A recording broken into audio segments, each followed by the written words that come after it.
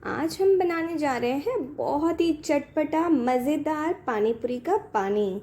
तो आइए प्रोसेस शुरू करते हैं। एक मिक्सर के जार में हम ले लेंगे 1 हैंडफुल हरा धनिया, 1 हैंडफुल पुदीना और कुछ हरी मिर्च। यहाँ मैंने 4-5 हरी मिर्च ली है। आप जितना स्पाइसी पसंद करते हैं उतना लीजिए। यहाँ मैं ऐड कर रही हूँ 2 स्पून पानी, इसे ग्राइंड करने के लिए। अच्छे से ग्राइंड होता है इससे। ये देखिए, ये मैंने इसकी प्यूरी बना ली है।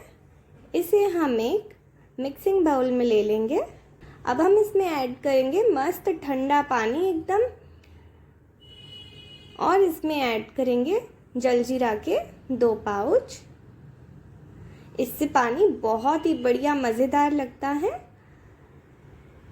अब हम इसमें ऐड कर रहे हैं 1 नींबू का रस और आधा चम्मच काला नमक, आधा चम्मच सादा नमक, आधा चम्मच आमचूर, और इन चीज़ों को बहुत ही अच्छे से मिक्स कर लेंगे।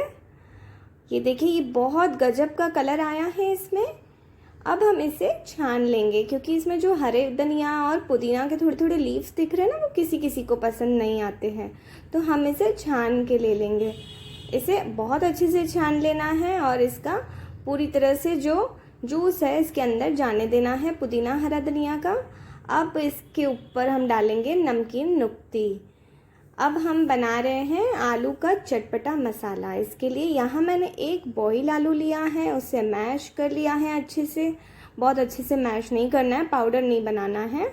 अब इसमें ऐड करें थोड़ा सा प्याज, थोड़ी सी नमकीन बूंदी या नमकीन नुक्ती, और थोड़ा सा लाल मिर्च, थोड़ा सा नमक। ये चीज़ें, नमक और मिर्च बहुत ज़्यादा भी नहीं करना है इसमें, क्योंकि हमने पानी तो वैसे ही बहुत चटपटा बनाया है।